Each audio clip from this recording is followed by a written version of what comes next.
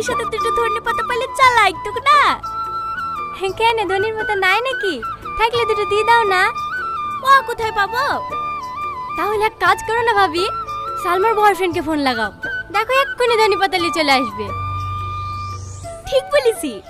সাথী, উল্টো পাল্টা কথা বললে মার খাবি কিন্তু। এই তুই তো রেগে যাস কেন রে? তোর মতো ওই রকম পাগল প্রেমিক যদি আমাদের থাকতো না, আঙুলে করে নাচি নাচলি বেড়াতো। ভাবি, ওকে ফোন করো না।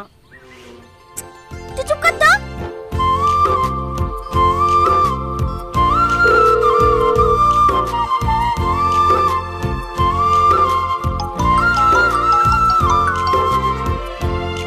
হ্যালো।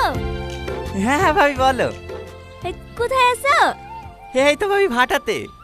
সবসময় ভাটা দেখলে হবে? তোমার গার্লফ্রেন্ড যে কুলসেসকে খাওয়ার লেগে ধনের পাতা খুঁজে পাচ্ছে না, তাড়াতাড়ি ধনের পাতা আসো। ঠিক আছে ভাবি, আমি এক্ষুনি আসছি। কিরে খাবি নি?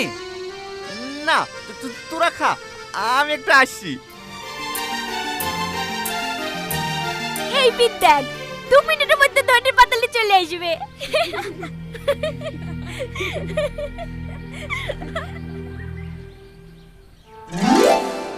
এই না ভাবি, এই ধনী পাতা।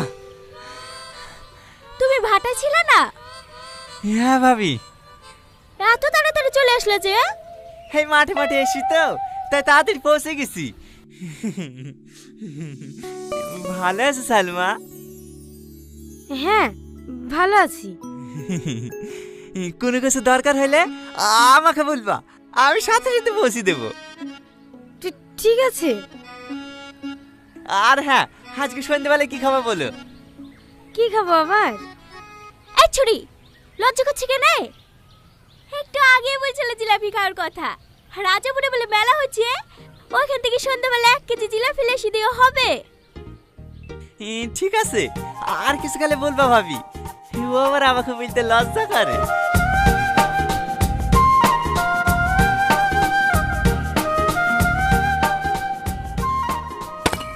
না না, বাথরুমে যায়নি। বাথরুমে গেলে এতক্ষণ চলে আসতো না। আমি গ্যারান্টি দিছি, আজিজ চাচার মেয়ের কাছেই গেছে। আজিজ চাচার মেয়ে? কত সুন্দর মেয়েটা, এই শালা টালকে ভালোবাসে। আরে না না, ওই রাজের বউ নাই মায়া ভাবি? হ্যাঁ। ওই সালমা নাম করে হিটা ওটা খাওয়া লেগে বাগায়।